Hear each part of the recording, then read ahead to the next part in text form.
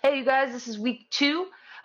This is our first class session. We are today going to be talking a little bit about what makes an essay and then have a few reminders as well. So, before we get started talking about what I want to talk about, I want to just put out one quick thing about how our class sessions will go down in terms of formatting and then open it up to you guys for questions. Okay, so in terms of how this is going to go down, if you guys have any questions, use the little raise hand guy at the bottom of the screen to let me know, hey, I have a question. Or if you don't want to use your microphone, don't feel comfortable, you can always use the chat feature, which is the little, it kind of looks like bubble gum on the bottom right. If you don't see a menu on the right hand side of your screen, then click the little pink or purple-ish I don't know, little tab, and that'll open it up. Okay. So what I'm going to ask, of course, is that we keep our microphones off unless we're asking a question, so that way we're not competing in terms of noise. All right. So before we start talking about those things that I want to talk about, what questions do you have thus far? That's another thing. When I ask a question, I'm going to usually leave about 30 seconds in case anyone's typing. And, if you have anything, you can always use the raise hand guy as well. All right, cool. Cool. So it sounds like no questions. If you're typing, continue to type. But if you're good, awesome. Oh wait, I see.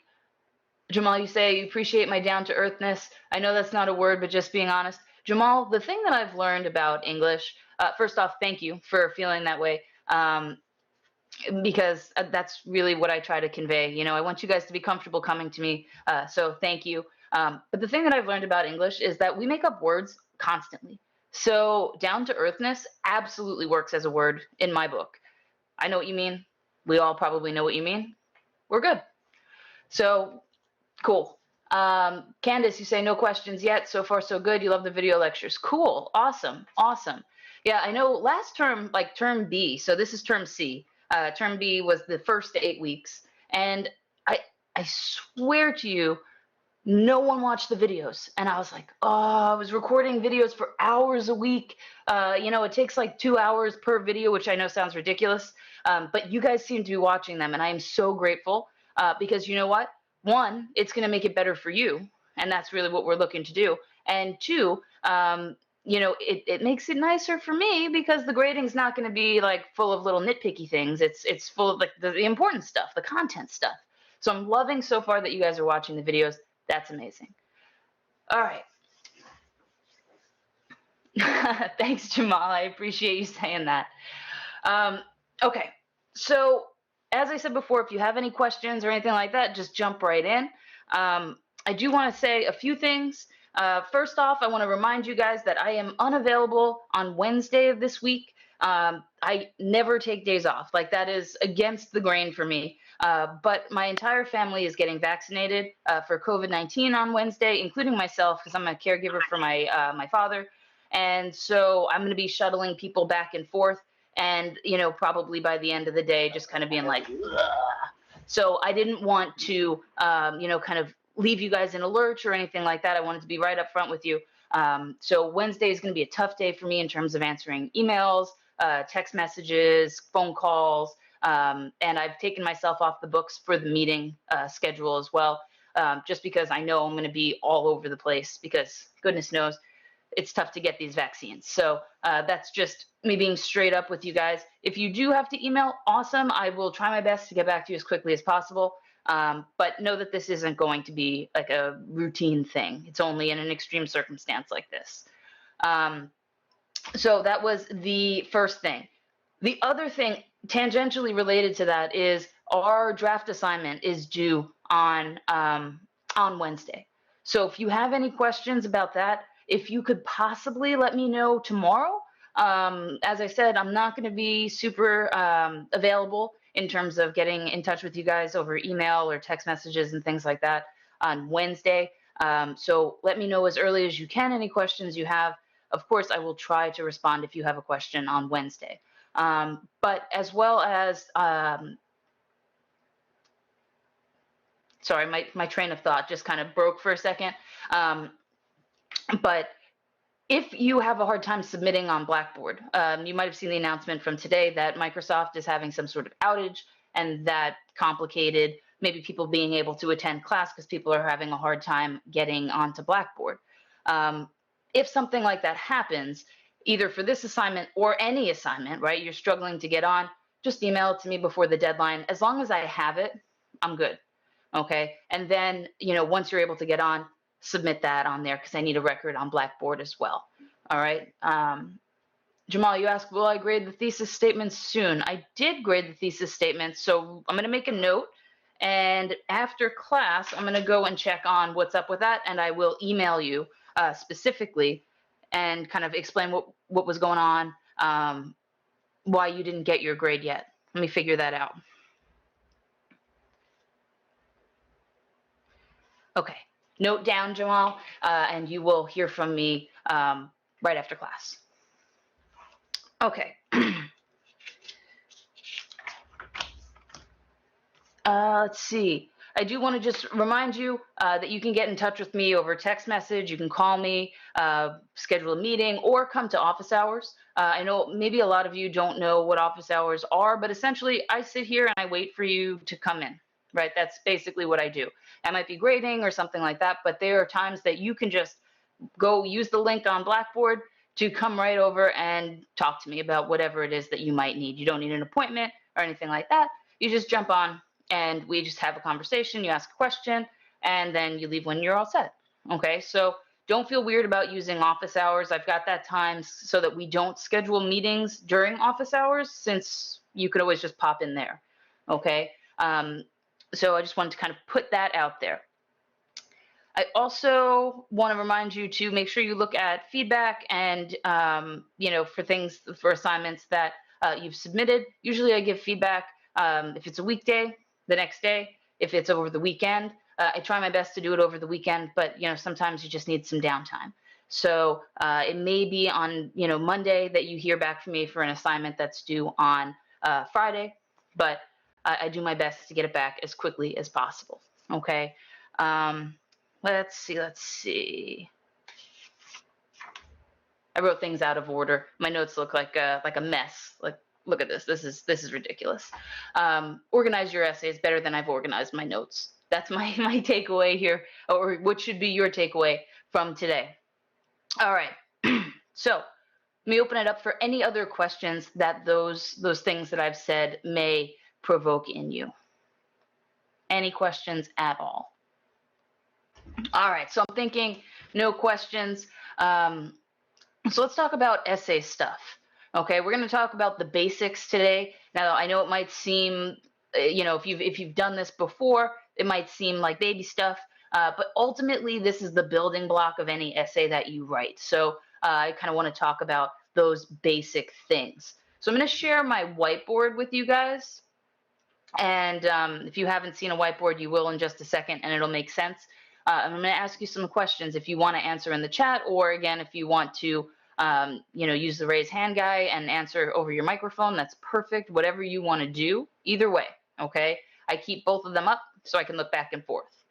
All right. So let's share the whiteboard here. I'm going to ask you guys, what are components of an essay? What are parts and pieces of an essay?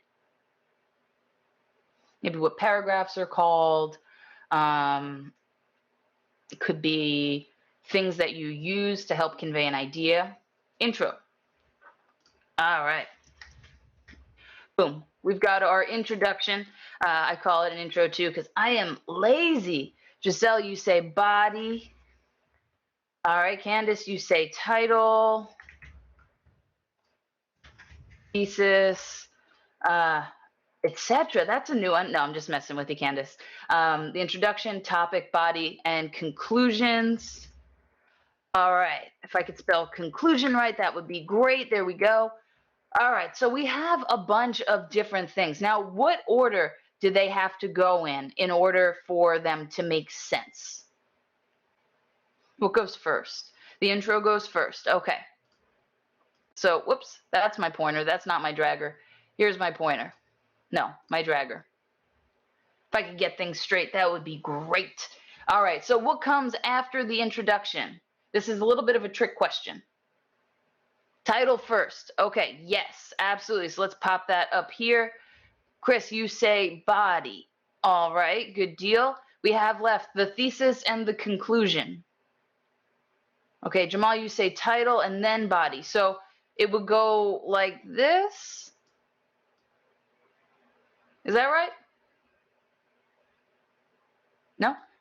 I don't know. I haven't heard anything. So I'm going to go with it's not quite right. If you want to think about body, you might be a little bit confused because like the body of the or the body of the essay in general, right? The body of work. But in this case, we're going a little bit narrower. So we're going title, intro, body, title, intro, thesis, body, conclusion. All right, there we go, Jamal. Perfect, right? Because the thesis is actually part of the body and then we can, or part of the intro, and then we have our conclusion there as well. Perfect. So this is what the layout looks like, right? So title goes first, then the intro. The thesis is where in the intro?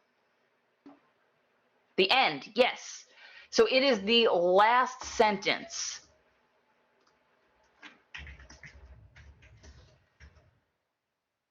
All right. And it's times like these I wish that like regular markers worked. All right, so your thesis is the last sentence of the introduction paragraph. Okay, and you know that might seem like so confining. Like, why in the world are we putting the thesis in this one spot and that's it?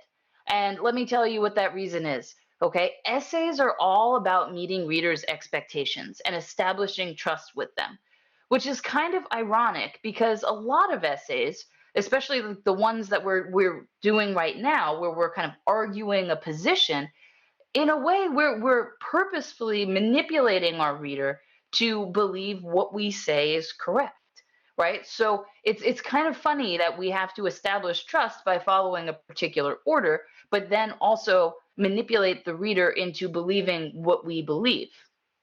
Okay. Now I'm going to take this off, which means when I come back, it's not going to be here. But I want to look at you when I say this. If the idea of manipulating the reader kind of rubs you the wrong way, just think about anytime you have a conversation where you are trying to convince someone of something, right? You're using all the tools in your mental toolbox to explain to them why your way is the right way and to hopefully get them to come around to the way that you believe, right? And this is what we're going to be doing for essay 1 and essay 3. Now, when we're writing about this sort of thing, it really is using all the tools we have to convince. And convincing is a manner of manipulation. If you want to think about it in terms of things that we see all the time, commercials, right? We see them constantly. Anytime they're trying to sell you a product or a service, they're trying to say how great their service is, how you can't live without it. In reality, can you usually live without the service? Absolutely. Can you live without the product? Absolutely. But they're trying to get you to part with your money and to utilize them, right? So while we're not trying to convince our reader to, give us money or something like that, I mean, if that's what you do as part of your job, awesome. Then that's what you're trying to do. But in terms of our class, we're not trying to do that. We're just trying to get them to come around to our side of thinking. So it's kind of like if you've seen those ASPCA commercials, everyone has seen those, right? Sad puppies, sad music, tugging on your heartstrings and trying to get people to donate money to help these animals, right? Again, that's a kind of manipulation, right? But we don't really call it that. So if you want to call it convincing, call it convincing. If you want to call it manipulating, call it manipulating. It is what it is. Either way, it's ultimately the same thing, okay? So, just to kind of put that out there for the second essay, right? Because I said first and third, we're trying to do that. For the second essay, which we haven't come to yet, so don't freak out. I'm jumping ahead a little bit, and I don't expect you to have done that. But what we want to do there is solely compare and contrast, right? That's what we're doing. We are taking facts of two things, and we're comparing them and contrasting. So that one is a little bit of its own thing. But first and third, it's all about convincing. Okay, so we just want to kind of keep that in mind as we're writing. We're using all the tools in our toolbox to convince the reader that they should join your side of the topic, whatever that side may be. All right, so let's share the whiteboard again. That's not the right button. Doesn't matter how many, that's not the right button either. It literally doesn't matter how many classes you teach using Collaborate. You will hit the wrong button 99% of the time. So I apologize. All right, so we are back here, right? We had our intro, we had our thesis, we have our body. I'm going to leave some extra space under the body, and we have our conclusion. All right. So how do we format the body of an essay? What goes into that? And again, you can put it in the chat, you can use your microphone, either way. What do we use the reader, or what do we use to convince the reader in the body of our essay? Examples? Examples, absolutely. We use examples. So Kiana, you too, you say the same thing. So we have Mariette say it, and Kiana just said it as well. We use example 1, example 2, right? Because each body paragraph should have 2 examples, right? And Chris, you elaborate on that and you say what the thesis is using in terms of the examples, right? Those forecast elements, those are part of the body. So let's start off by, whoops, hitting the wrong button, apparently. Anushka, you say first paragraph of the body should be an overview of what we're going to elaborate on in detail. Okay, maybe. And what I'm going to say is I'm kind of sorry that I don't want to come off of this again so that I have to retype the whole thing.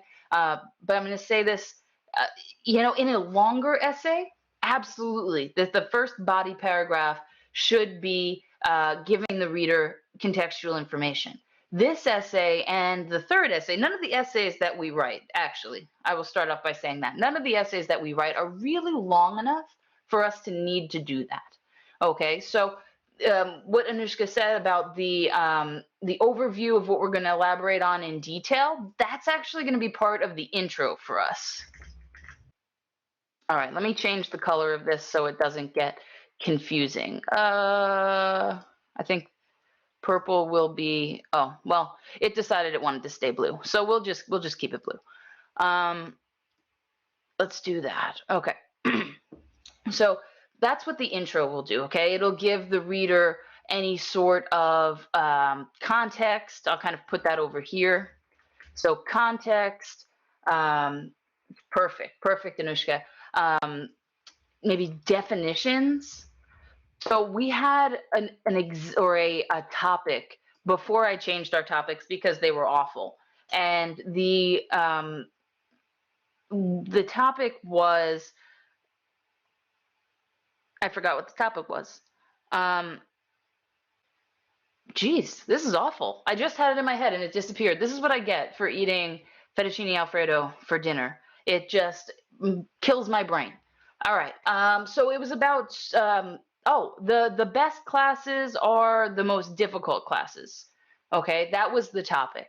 And so essentially what we needed to do, that's no longer a topic that you can choose. I mean, you can if you wanted to, but it's super boring. So what it was you had to define, well, okay, so what makes a good class? What makes a difficult class? So that way you could equate the two in the essay, right? So you need to give the reader the tools to show them, kind of this is our baseline, this is where we start from, this is the definition that I'm using, all of that to make sure that we're all on the same page at the start, right? So if we need any sort of context to understand your ideas or we need definitions, that should all go in the intro. I'm going to use the pencil, and don't laugh at me when it looks awful. Oh, you know what? This looks less awful than I expected. Okay, so that'll go in there before the thesis, right? And just kind of give the reader the rundown. Like, hey, this is what we're talking about. These are the terms that may be different for a lot of people, right? If they're an abstract term and you're using them in a specific way, just kind of give them a heads up how you're using it, and then you've just set the baseline for how you're going to use the that term in your essay, right? And that makes it really nice and easy. Okay, so that's what you use the intro for establishing what you're talking about. And then in our body, that's where we start off with a topic sentence. I know no one said that, but I'm going to kind of throw that in here, right? Chris kind of alluded to it. So a topic sentence is going to relate back to the forecast element in the intro. Okay. I don't know if you can see that yet. Now you can for sure. And essentially, what you're doing is you're just following the order that you put in your introduction, right? It's all about keeping that trust. Your introduction sets the standard and the tone for the rest of the essay. Your thesis statement sets the sets the organization. So I'm going to actually change this to purple now for real because there's so much blue happening. All right, so oh, goodness me. There are too many tools associated with this whiteboard. So the thesis sets the organization, right? You have the statement of purpose, that's restating what your argument is. And then you have the forecast elements, which are basically saying, I believe this thing. And in body paragraph 1, I'll tell you this. And that's the first one. And then in body paragraph 2, I'll tell you this. That's that second forecast element. Body paragraph 3, I'll tell you this. That's the third forecast element.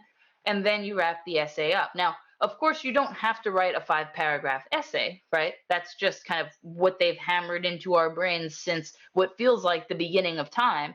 But you can get creative. For a shorter essay like this, if you want to do two body paragraphs and you have enough content to do that, awesome.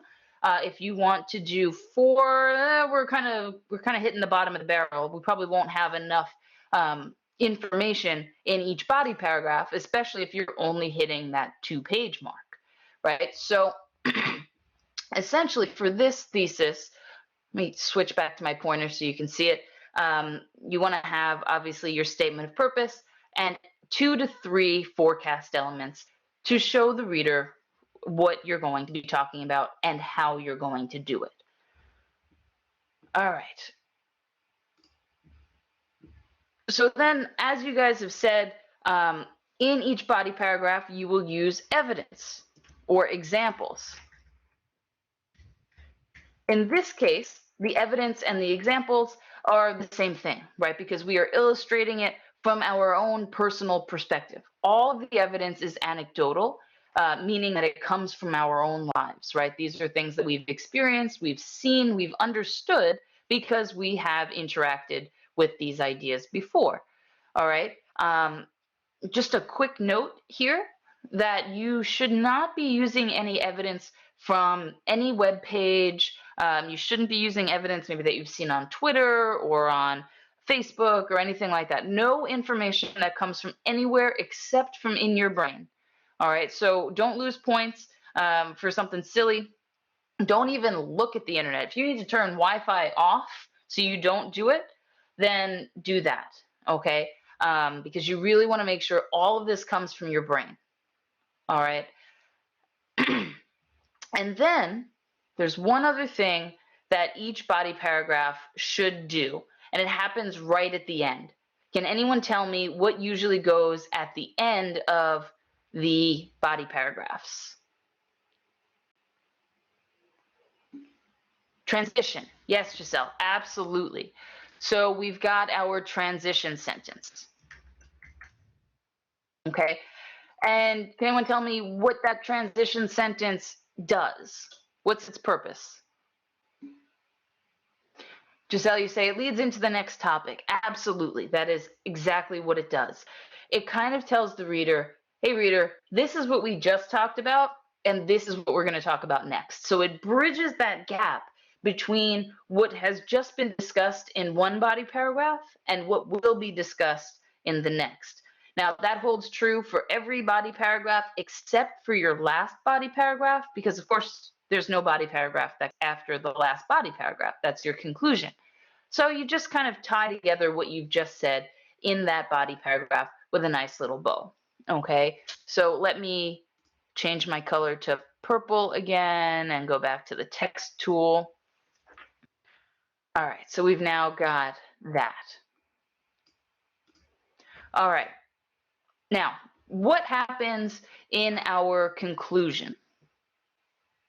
What do we do there? The summary. Absolutely, Candace. That is exactly what we do. We don't get super specific, but we do include a summary for our reader so that way they know, hey, this is just a reminder of what we just talked about. So what I say is a summary of the thesis generally, right? Because at that point, this gives us the opportunity to just remind them kind of what the purpose of each of our body paragraphs were, remind them again what we're trying to argue. Of course, what you're trying to argue should be evident in every sentence of your essay. But we really want to hammer it home one more time, right? Show them the importance of why you believe what you do about what you're writing about. Okay. So before I take this off, if you guys want to take a screenshot, take a photo of it, whatever you want to do, I don't want to take it off too soon, so I'll give it about 15 seconds. But if you feel like you could use this to refer back, definitely take an image of it somehow. All right, awkward silence finished. Whiteboard is going away. Okay, so what happens when you sit down to write? You're clacking away at your keyboard and you realize you ran out of things to say, like a page short. What do we do? What are some things that you guys have done in the past when it comes to developing your ideas? Brainstorm. Yep, absolutely, Kiana. You can totally brainstorm. But what happens if, like, you can have a conversation about this thing? Mariette, yeah. What is brainstorm? Oh, great question. Brainstorming is basically just, kind of spitball about it. That might not help. Just kind of think about it. Think like, okay, well, what just kind of talk to yourself, write down little ideas, things that help you maybe trigger some new ideas. Think about different experiences that you may have interacted with this particular topic and kind of come up with maybe a different way of looking at them and then just write them down. They can look, like nice, normal notes, or they can look as crazy as my notes from before.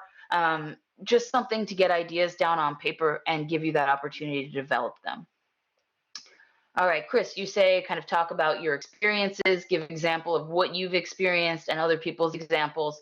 Okay, that's definitely something that you can do.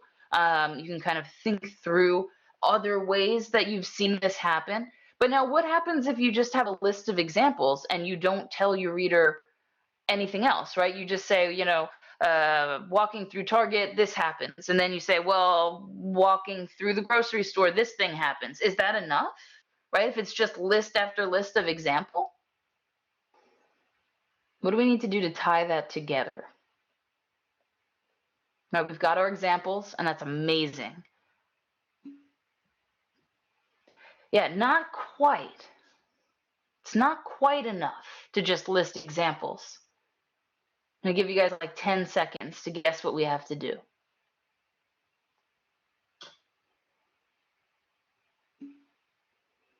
Explain your examples. Absolutely.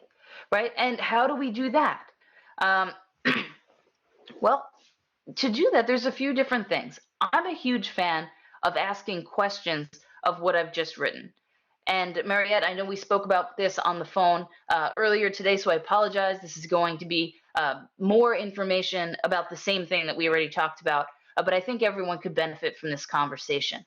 So essentially, what you want to do is ask yourself questions. Okay, you want to say, okay, um, let's use the silly example from from the video about the essay about essay one, right? When someone was driving the carts around Walmart and they hit you with their cart. Okay, let's just, I know we were using it for a different purpose in that video, but let's say we wanted to use that as an example, maybe of someone that doesn't have good manners, and we're trying to explain why this is now a prevalent thing, if that's what you believe. And so, okay, you'd say, okay, well, why is it that hitting someone with your cart is bad manners? And then you want to think, okay, is it because they're distracted and they're not paying attention? Is it because they, could potentially hurt someone? Does that make it bad manners, or does that make them, like, does that make the cart a dangerous weapon at that point? What is it about this thing? And if you say, okay, well, it means that they're not paying attention, then you say, okay, cool. Now, how is that a representation of bad manners? And then you think, okay, let's think this through. So, hit with the cart, not paying attention, careless about other people's needs, right? Not putting other people's safety in the right regard. And then it kind of brings you back to, okay, they're not thinking about others maybe before themselves in a situation that relates to safety, right? And so now you've got a few different steps away from that example, and you want to show your reader each of those steps, right? You want to explain it as you go. You don't want to have, example, and then in your mind have, okay, this happens, this happens, this happens, right? And we'll call it 1, 2, and 3. And then in your essay, example, and then that final number 3, right?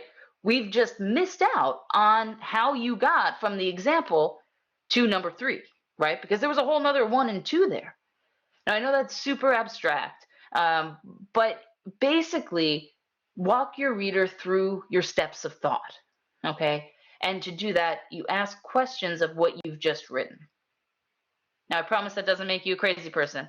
That just makes you thorough, right? You are asking questions and thinking critically about what you've just written, and then developing it in baby steps.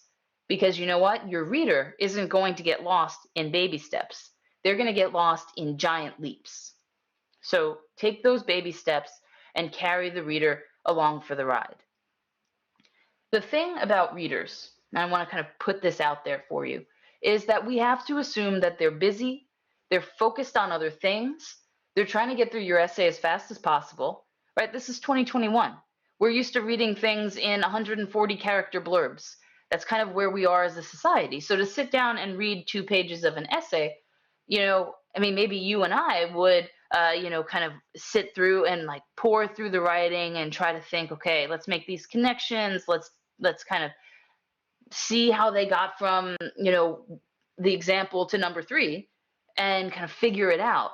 But most readers aren't going to do that. Okay. And in fact, you don't want to ask your reader to do that. You want to assume that if you ask your reader to make assumptions, I know this is kind of ironic, but you want to assume that if you ask your reader to make assumptions, they will assume incorrectly.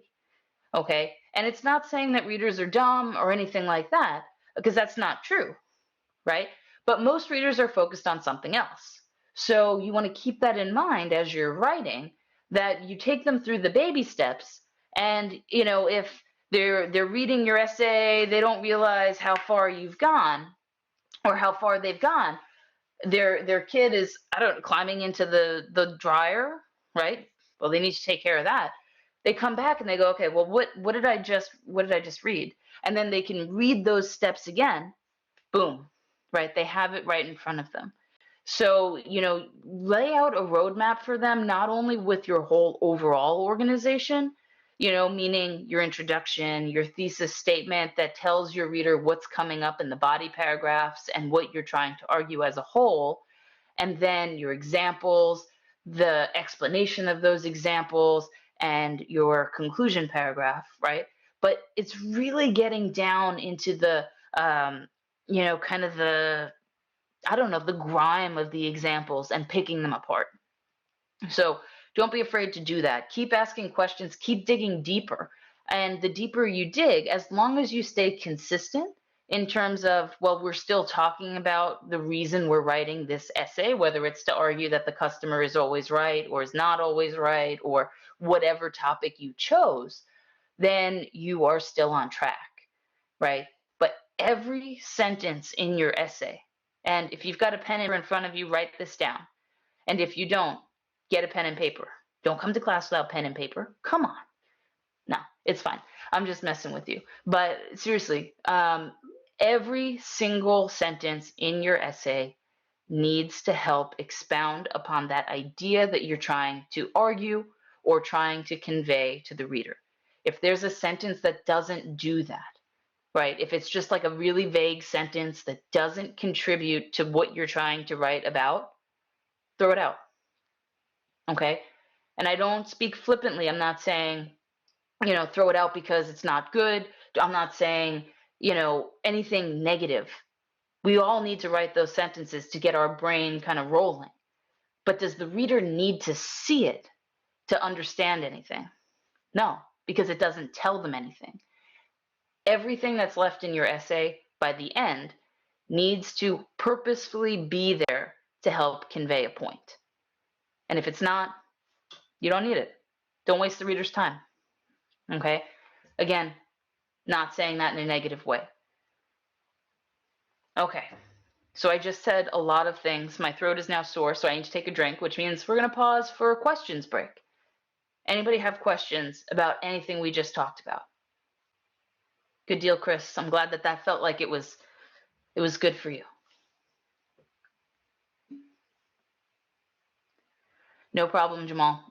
Happy to do it. That's the one thing, here's a good tip.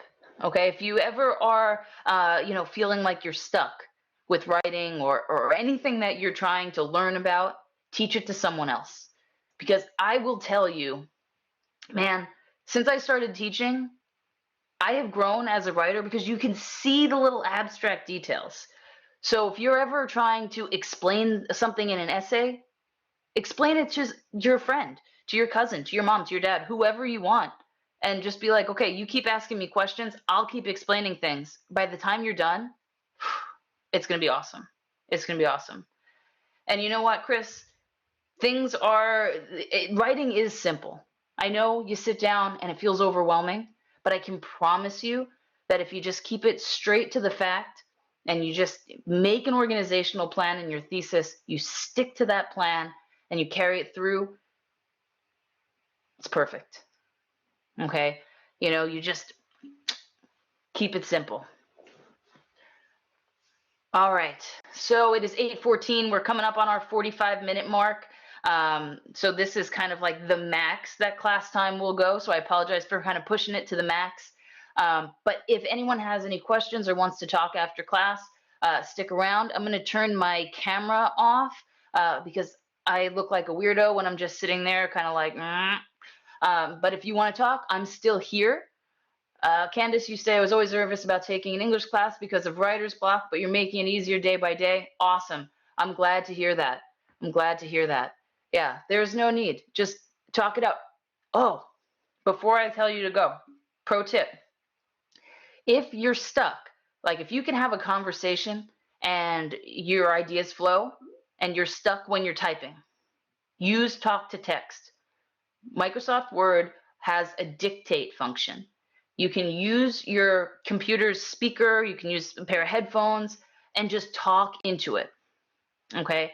That's going to be the best thing if you're more of a conversationalist as opposed to like a person who likes to write. Jamal, if you don't mind me asking, are you over or under 30? I am over 30, 32. Actually, I have so many gray hairs now, you guys. It's killing me. It's killing me. I just did my hair right before class, and my uncle was like, "Hey, you have a lot of gray hair in there." I was like, "Thanks. Yeah, go sit down. Go eat your dinner." But yeah, so never feel weird about staying after class, asking questions, scheduling a meeting, anything like that. I'm always here to talk. And honestly, pandemic times are boring. So sorry for yelling in the microphone. I know this thing picks up like the littlest sounds. So definitely come by. We can talk about whatever you need. All right, but I will let you go because now I have overstayed my welcome officially. Like I said, I'll be here with my camera turned off, but stick around if you want. I will be the last person to leave the room. So have a great rest of your night, you guys. Do great things, and I will see you next time. See ya.